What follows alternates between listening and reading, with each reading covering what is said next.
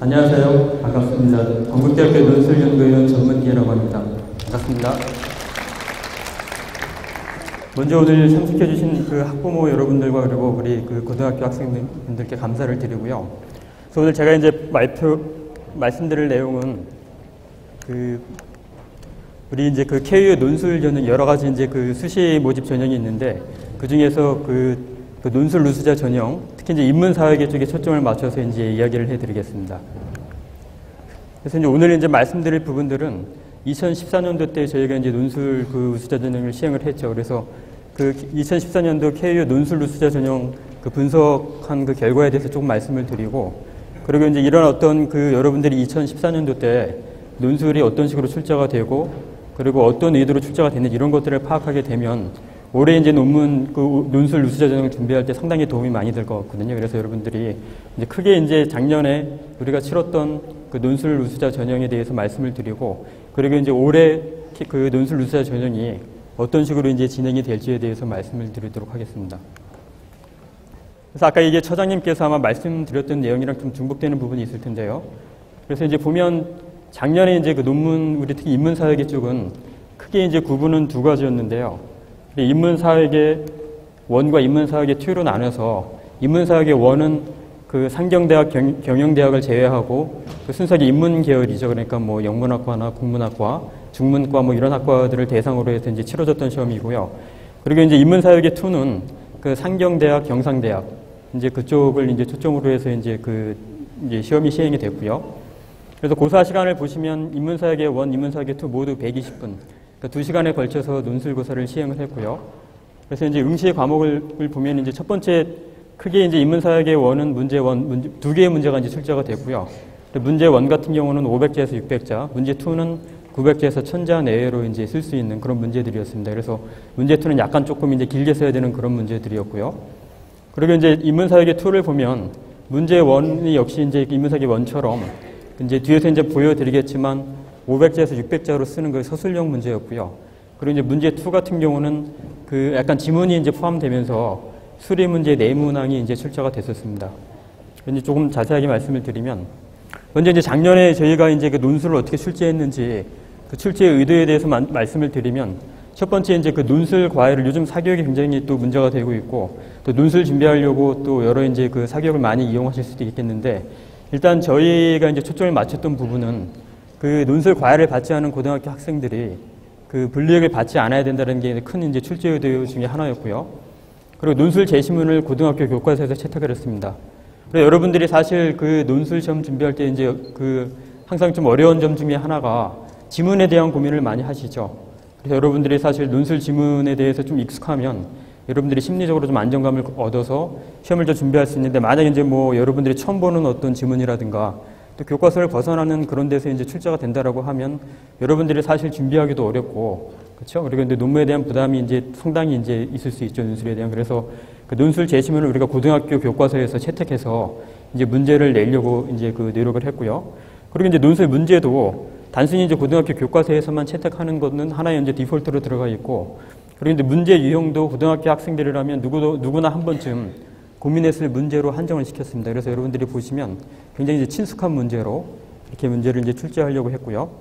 그래서 여러분들이 이제 작년에 우리가 논술구 주제를 살펴보면 인문사회계 1 같은 경우는 큰 주제가 언어와 사고에 관련된 그런 어떤 그 문제였습니다. 그래서 언어와 사고가 어떤 관계가 있는지 그게 이제 초점을 맞췄고, 인문사회계 2 같은 경우는 그 소유에 대한 개념이죠. 그래서 이제 여러분들 소유에 대한 어떤 개념을 크게 보면 뭐 사적 소유권도 있고요. 그다음에 이제 사적 소유권을 이렇게 그렇죠, 이렇게 주장하는 어떤 쪽도 있고 부정하는 쪽도 있고 그렇죠. 그래서 이제 그 소유에 대해서 이제 전체적으로 한번 생각해볼 수 있는 그런 이제 주제를 택했고요. 그래서 여러분들이 주제를 보시면 이 주제가 굉장히 친숙한 주제죠.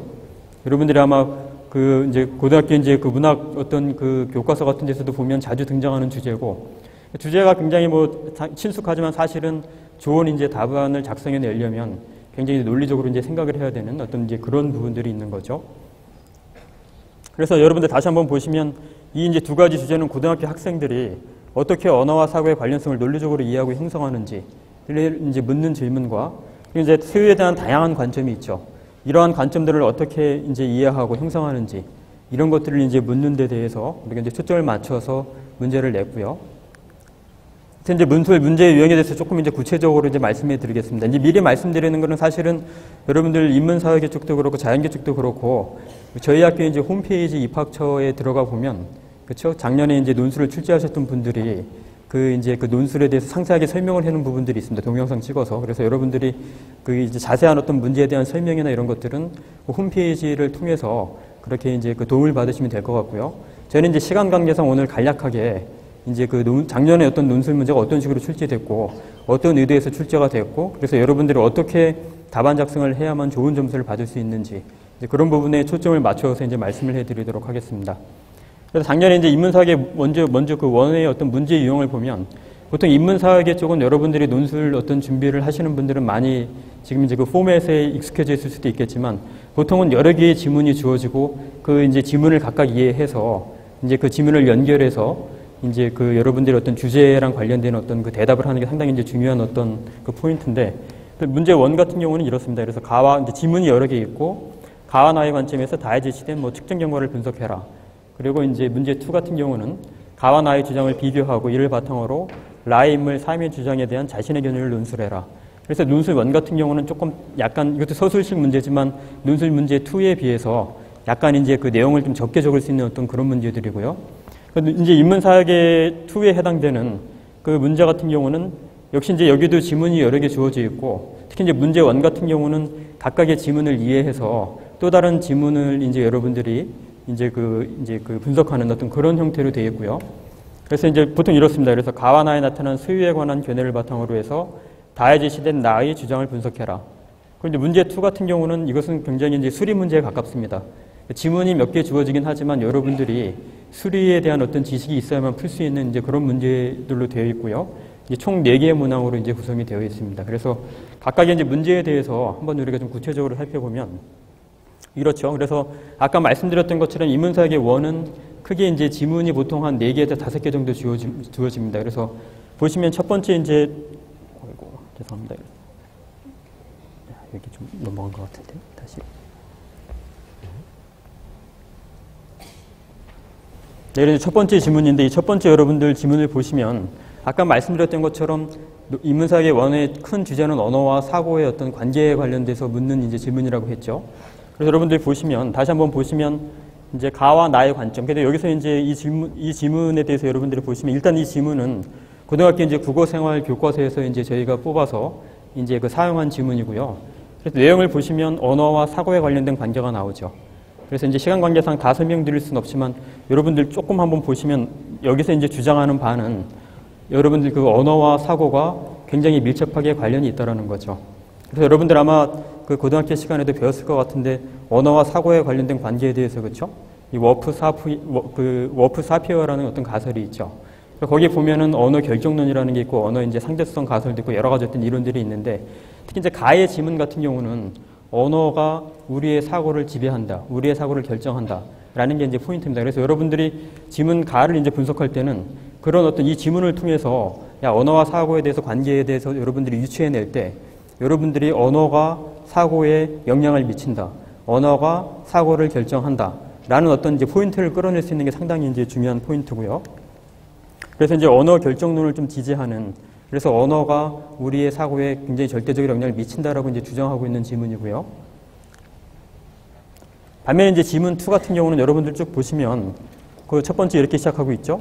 언어가 우리의 사고를 철저하게 지배하는 것은 아니다라고 얘기하고 있습니다. 그래서 이 첫 번째 구절만 읽어를 봐도 글 나 같은 경우, 재심은 나 같은 경우는 재심은 가와 좀 반대되는 입장이겠죠. 그래도 재심은 나의 어떤 핵심적인 포인트는 언어가 사고와 관련이 있을 수도 있지만 항상 우리의 사고를 철저하게 지배하지 않는다라는 거. 그걸 여러분들이 이제 읽어내는 게 상당히 중요한 어떤 포인트라고 이제 볼 수 있겠습니다. 그래서 근데 다시 한번 요약하자면 언어와 사고가 반드시 이제 불가분의 관계를 가지는 것이 아니다라고 주장하는 거죠. 그래서 가와 나는 여러분들이 보시면 굉장히 이제 상반되는 질문이고 보통 여러분들이 그래서 논술 문제를 풀 때 이제 유의하실 어떤 팁 같은 걸 하나 말씀드리면 보통 저희가 이렇게 문제를 낼 때는 이렇게 상반되는 입장을 보통 내는 경우가 많습니다. 그래서 여러분들이 보면 물론 이제 약간 좀 병렬적인 관계의 어떤 지문을 구성하는 경우도 있지만 대부분 여러분들이 어떤 사고력을 테스트할 때 좋은 어떤 그 문제들은 보통 이제 가와 나처럼 한쪽은 언어가 사고를 지배한다, 언어가 사고를 결정한다 라고 하는 이제 주장에 대해서 설명을 하고 있고 나 같은 경우는 이제 그렇지 않다라는 거죠, 꼭. 그래서 이제 그 각각의 어떤 그 상반되는 그런 이제 관점을 여러분들이 읽어내는 게 이제 굉장히 중요한 어떤 그 포인트고요. 그리고 이제 그 다 지문을 보시면, 그러니까 사실 이제 문제 원 같은 경우는 가와 나와 다에 관련되는 거죠. 그래서 여러분들이 가와 나에 대해서 분석을 하고 그 결과를 토대로 해서 이제 다의 어떤 지문을 이제 이해하고 이제 문제를 푸시면 되겠는데요. 문제가 짧으니까 한번 잠깐 읽어보겠습니다. 그래서 문제 이제 다의 지문 같은 경우는 다음은 비슷한 연령대에 있는 동일 국적의 성인 남녀 4사람 A, B, C, D의 몇 가지 인지 능력을 측정한 결과를 도표로 제시한 것이다. 그래서 보통 저희 건국대학교에서 문제 출제할 때 문제 그 원의 유형은 아까 말씀드렸던 것처럼 보통 2개의 첫 번째 가와 나의 지문이 지워지고 다의 지문은 여기처럼 이렇게 수식으로 제시되거나 아니면 이제 그래프로 보통 제시가 됩니다. 그래서 여러분들이 가와 나의 내용을 파악해서 얼마나 그 내용을 이제 그 이런 어떤 도표나 그다음 아니면 이제 여기 나와 있는 이 수식을 이해하는 이제 그런 어떤 능력을 측정하려는 거고요. 그래서 보통 인지 능력은 이제 동일한 측정 도구를 이용해서 진행하였으며 측정 환경의 차이를 유발할 수 있는 변수들을 최대한 통제해서 측정 대상자들이 거의 같은 단계에서 측정할 수 있도록 하였다. 그리고 여러분들 아까 말씀드렸던 것이 지문 가와 나 같은 경우는 언어와 사고의 어떤 관련성에 대해서 그 이야기하는 어떤 지문들이었죠. 그리고 여러분들 이 표를 보시면 각각의 이제 그 능력을 측정하는 점수들이 있죠. 그래서 사례 A, B, C, D가 각각 있고. 근데 여러분들 보시면 크게는 여기 어떤 이 능력들은 두 가지로 이제 구분할 수가 있겠는데 첫 번째 언어 능력은 그렇죠. 말 그대로 우리가 언어를 어떻게 이해하고 사용하는지를 묻는 언어 능력과 직접적으로 관련 있는 그런 어떤 항목이고요. 수리 능력과 추리력, 상상력, 판단력 같은 경우는 사실은 비언어적인 능력이죠. 그래서 아까 이제 여러분들이 이 어떤 표를 해석하기 위해서 지문 가와 나를 여기 이제 유출을 시킨다라고 하면 언어 능력에 해당되는 거는 이제 언어 구사력으로 측정될 수가 있겠고 사고에 해당되는 능력은 그냥 우리가 크게 비사고적인 능력으로 해서 이 4가지의 능력이 되겠죠. 그리고 여러분들이 어떤 이 수표를 보게 되면 A와 C는 좀 유사하죠. 점수는 다르지만 패턴이 좀 비슷하다는 얘기죠. 그래서 A와 C를 보면 A 같은 경우는 언어 능력이 90으로 측정이 됐는데 기타 비언어적인 능력은 훨씬 못 미치는 어떤 그런 능력을 보여주고 있죠. C 같은 경우는 반대로 언어 구사력의 능력이 굉장히 좋지 않죠. 그러나 보니까 나머지 어떤 비언어적인 어떤 그 능력들은 굉장히 점수가 높죠. 그래서 A와 C 같은 경우는 간접적으로 언어 기능과 사고력이 그렇게 큰 관련이 없다라는 걸 보여주는 거죠. 그 둘 간의 관련이 깊다라고 하면 사례 B나 C처럼 점수가 거의 비슷비슷해야 되는데 그런데 사실 A와 C 같은 경우는 그렇죠. 언어 능력과 기타 다른 능력의 어떤 차이가 굉장히 크게 이제 나타나기 때문에 그 지문이 이제 우리가 가 같은 경우가 아까 말씀드렸던 것처럼 언어 결정론, 그러니까 언어가 사고를 지배하고 언어와 사고가 깊은 관계에 있다라는 그런 어떤 설명을 하고 있는 지문이기 때문에 여러분들이 이 질문 어떤 문제 원에 대해서 답하실 때는 그렇죠. 그 두 가지의 능력을 다 여러분들이 기술하는 게 중요합니다. 비교하면서. 그래서 지문 가에 여러분들이 초점을 맞춘다라고 하면 그렇죠. 가의 관점에서 보면 A와 C의 경우는 설명하기가 어렵다라는 거죠. 언어와 사고가 관련이 이제 있다라고 하는 거기 때문에. 그래서 이제 반면 이제 B와 D의 경우는 이제 설명할 수 있는 부분들이고, 반면 이제 나의 관점은 언어와 사고가 그렇게 크게 관련이 있다라는 게 아니죠.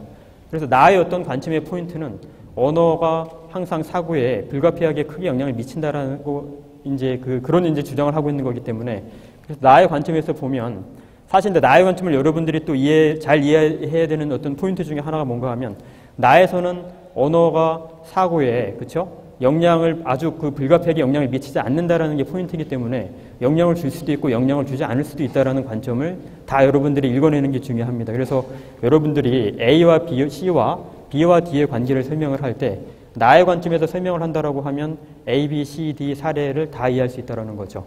그래서 여러분들이 문제 1에 답하기 위해서는 가와 나의 지문에 대해서 그 핵심적인 요지를 잘 파악을 하고, 그 다음에 그 지식을 이런 이제 표로 제시된 어떤 수치로 제시된 이런 결과를 해석하는데 여러분들이 이제 적용을 할 수 있어야만 이제 그 높은 이제 좋은 점수를 받을 수 있다라는 거죠.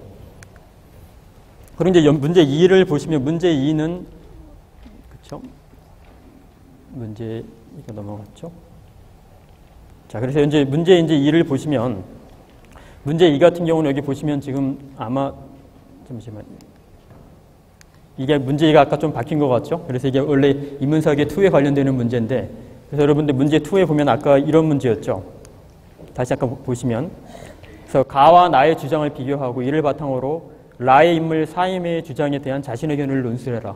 그러니까 사실은 역시 문제 2번 같은 경우도 라의 지문이 이 지문입니다. 그래서 여러분들이 보시면 라의 지문은 그 조지 오웰이 쓴 1984년이라는 소설에서 이제 발췌를 한 어떤 그런 지문이고요.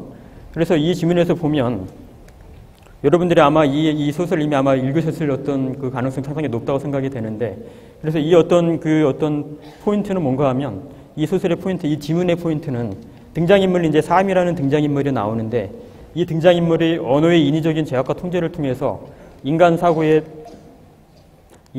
틀과 범위를 얼마든지 제약하고 통제할 수 있다라는 어떤 취지의 주장을 전개하는 글이고, 이러한 주장은 본질적으로 언어가 사고를 지배한다는 대전제 하에서만 성립할 수 있다라는 점을 이제 간접적으로 시사하고 있습니다. 그래서 아까 말씀드렸던 것처럼 여러분들이 가와 나의 지문에 제시된 각각의 언어와 사고에 관련된 어떤 관계성에 대한 어떤 그런 것들을 파악하고 그 지문에 대한 어떤 각각의 어떤 지문들을 통해서 라의 어떤 등장인물이 어떤 등장인물인지 자신의 어떤 관점을 이제 기술하는 것이 상당히 중요하다고 이제 볼 수 있습니다. 그래서 여러분들이 이 문제에서도 좋은 답을 얻으려면, 그렇죠? 가와 나를 무시하고 또 완전히 어떤 그 라에 있는 글만 파악을 해서 여러분들의 어떤 개인적인 이론을 쓰는 부분들인데, 그런 경우는 이제 좋은 점수를 받을 수가 없고, 여러분들이 가와 나의 어떤 관점을 정확히 이해하고 그 관점을 토대로 해서 이제 등장인물 삶의 어떤 그 행동을 설명을 해야 되겠죠. 그리고 나서 거기에 덧붙여서 여러분들의 개인적인 의견을 적절하게 합리적으로 잘 이제 표시하게 되면 이제 그 좋은 점수를 받을 수 있겠고요. 그리고 이제 인문 사역의 2 같은 경우도 아까 이제 말씀드렸던 것처럼 크게 2개의 문제가 출제되고, 첫 번째 문제는 서술형의 문제고, 이제 두 번째 문제는 아까 말씀드렸던 4개의 이제 수리 문장으로 이제 구성이 되어 있습니다. 그래서 여러분들 보시면 첫 번째 이제 그 문제 1에 보시면 가와 나에 나타난 소유에 관한 어떤 견해를 바탕으로 자에 제시된 나의 주장을 분석해라. 그래서 이것도 역시 여러분들이 한 500자에서 600자 정도로 이제 답을 해야 되는 그런 이제 어떤 약간 서술형의 어떤 문제들이고요. 그래서 여기 아까 말씀드렸던 것처럼 인문사역의 문제 2의 가장 큰 주제는 소유에 대한 관점이죠. 그래서 여러분들이 소유에 대한 다양한 관점을 이해하는 것이 이제 상당히 이제 중요하고요. 그래서 지문 1에 보면, 그렇죠? 이제 첫 번째 문장 간단하게 한번 여러분들 살펴보시면, 세계가 인간에게 공유물로 주어졌다고 가정하면 우리는 인간이 어떻게 노동을 통해 땅에 대한 명확한 소유권을 만들어냈고 사적 용도로 땅을 가지게 되었는지 알 수 있다. 이제 첫 번째 여러분들이 이 첫 번째 구절만 읽어봐도, 그렇죠? 사적 소유권을, 이제 가시문 가 같은 경우는 사적 소유권을 강조하는, 그렇죠? 그래서 이제 얼핏 보면 우리에게 주어진 여러 가지 어떤 땅을 우리가 이제 예를 한번 들어본다라고 하면 그 땅이 뭐 자연적으로 주어진 거지만 사실은 그 땅에 대해서 노동을 가해서 우리가 땅에 대한 어떤 그 사적인 소유권을 창출해낼 수가 있는 거죠. 그래서 재심은 이제 가와 같은 경우는 우리 소유의 어떤 개념에서 보면 사적 소유권이 가능하다라는 걸로 이제 주장하는 어떤 그런 입장이고요. 그리고 이제 재심은 나 같은 경우는 약간 좀 대치되는 개념입니다. 그래서 이 재심은 나 같은 경우는 그 고등학교 문학교과서에서 이제 그 발췌한 거고요. 시애틀에 있는 어떤 시애틀 추장이라는 사람이 이제 쓴 겁니다. 그래서 이제 인디언 추장이죠. 아메리칸 인디언의 어떤 추장인데, 이 글을 보면 여러분들이 이 글에서는 여러분들이 쭉 한번 읽어보시면 사적 소유권의 개념을 절대적으로 이제 부정하고 있습니다. 그래서 사적 소유권을 인정하는 재심은 가랑 사적 소유권을 부정하는 재심은 다 역시 마찬가지로 굉장히 이제 상충되는 어떤 그런 입장을 보여주는, 그래서 여러분들이 지문 가와 나를 통해서 지심은 가 같은 경우는 사적 소유권을 인정하고 지심은 나 같은 경우는 사적 소유권을 부정하는, 그래서 이렇게 상반된 입장을 여러분들이 읽어내는 게 이제 굉장히 중요하고, 그리고 이제 문제 다의 어떤 지문을 보게 되면 다는 이제 여러분들 보면 이곡의 어떤 참화설, 이제 이것도 역시 마찬가지로 우리가 고등학교 문학 교과서에서 이제 발췌한 지문이고요. 그래서 여기에 어떤 내용은 뭔가 하면 여러분들이 이 지문을 통해서 가와 나 어느 한쪽에 치우친 개념이 아니라 양쪽의 소유 개념을 뛰어넘는 제3의 개념, 그 이제 변증법적인 그런 어떤 개념을 도출해내고, 한편으로는 이제 현실의 사적 소유 관계를 인정하면서 근본적으로는 내 것이 아니라는 개념, 약간 조금 철학적인 개념이죠. 그래서 여러분들이 이 질문 2에 답할 때는 가와 나에 나타나는 소유에 대한 견해를 여러분들이 일단 요약을 잘 하고, 그렇죠? 그리고 이제 다에 제시된 나의 주장을 여러분들이 이제 논리적으로 잘 분석해내는 게 중요한데, 이때 이제 이 2가지, 이제 조금 전에 말씀드렸던 2가지 어떤 관점을 다 포괄할 수 있는, 그렇죠? 포괄하는 어떤 그런 변증법적인 관계를 여러분들이 이제 그런 어떤 분석을 통해서 논술을 이제 작성을 했을 때 굉장히 이제 좋은 점수를 받을 수 있겠고요. 그리고 이제 아까 말씀드렸던 것처럼 문제 2 같은 경우는 약간 이제 이 문제는 앞서 이제 소개해드렸던 어떤 서술형의 문제라기보다는 여러분들의 어떤 수학적인 능력을 묻는 어떤 수리적인 어떤 그 사고, 수리적인 계산을 하는 어떤 그런 문제에 상당히 가깝고요. 그래서 보시면 그 문제 2 같은 경우는 아래 그림에서 점 A2, A1, A2, A3의 각각 이제 가격과 공급량의 쌍을 나타낸다. 라와 마를 바탕으로 다음 물음에 답하시오 해서 지문을 이제 먼저 간략하게 보여드리면 이제 이런 지문들입니다. 그래서 아까 나왔던 가나 다 지문을 제외하고 라와 마의 지문이 이제 또 다시 주어져 있는 거죠. 그래서 문제 2를 푸실 때는 라와 마의 어떤 지문 관계만 여러분들이 잘 파악하시면 되고요. 이 지문도 여러분들 보시면 앞에 나와 있는 가나다의 지문과는 약간 좀 성격이 다르죠. 그래서 여러분들이 어떤 문제 2를 해결하기 위해서는 이제 수리적인 어떤 공식과 이제 능력이 있어야만 이제 풀 수 있는 문제들입니다. 그래서 이제 실제적으로 여러분들이 문제를 보시면 여기 문제 1, 문제 2, 문제 3에서 문제 이제 4까지 나와 있는데 이 문제들을 보시면 이 문제들이 거의 이제 수학 문제이기 때문에 여러분들이 특히 이제 이 문제를 풀기 위해서는 사회과학에서 이제 관심이 대상이 되는 변수들 간의 그 관계를 최소 제곱법과 최소 절대 변동법. 그러니까 사실 여러분들이 문제 2를 풀려면 이런 이제 수학적인 어떤 능력이 있어야 되고요. 또 한 가지는 이제 수학적인 지식뿐만 아니라 수리적인 관계들이 사회과학적으로 어떤 의미를 갖는지도 이제 살펴보는 게 이제 상당히 어떤 중요한 포인트였습니다. 그래서 이게 이제 작년에 이제 저희가 냈던 어떤 문제의 유형들이고요. 그럼 여러분들이 이제 관심 있는 게 올해는 그럼 어떻게 문제가 출제될 것인가에 대해서 이제 굉장히 관심이 많으실 텐데요. 아까 이제 처장님께서 아마 여러분들한테 이미 설명을 하셨을지도 모르겠는데 이제 보시면 약간 조금 이제 문제의 유형에 좀 변화가 생겼습니다.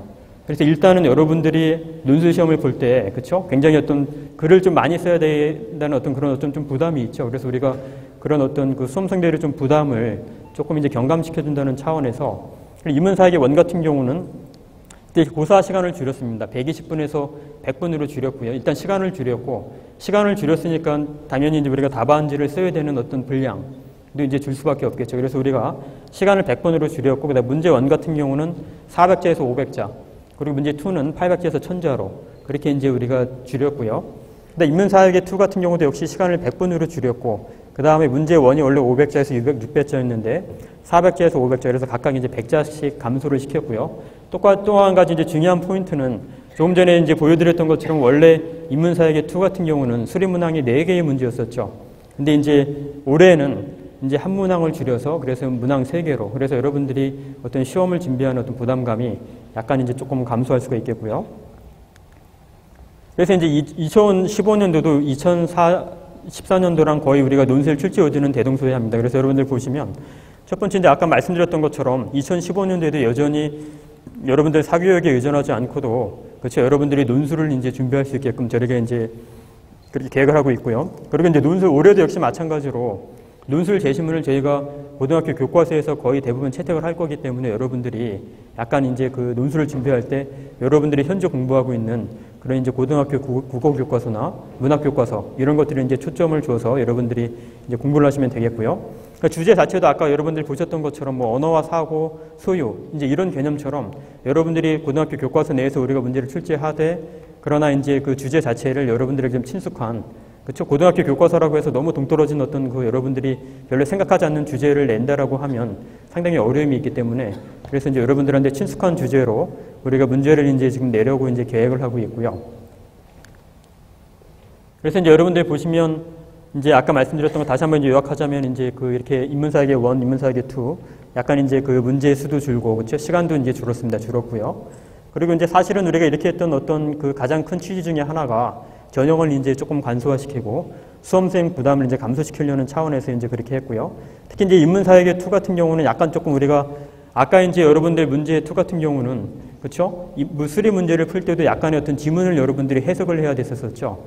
근데 이제 올해부터는 약간 조금 그 통합교과형의 어떤 기존의 어떤 우리가 다소 이제 통합교과형 어떤 그 출제 그런 어떤 그 통합교과형에 기초해서 냈던 그런 문제들을 약간 좀 분리시켜서 이제 인문사역의 2의 문제 2번째 같은 경우는 이제 수리 문제를 이제 조금 약간 이제 더 이제 직접적으로 물을 수 있는 그런 이제 문제로 이제 좀 내려고 하고 있고요.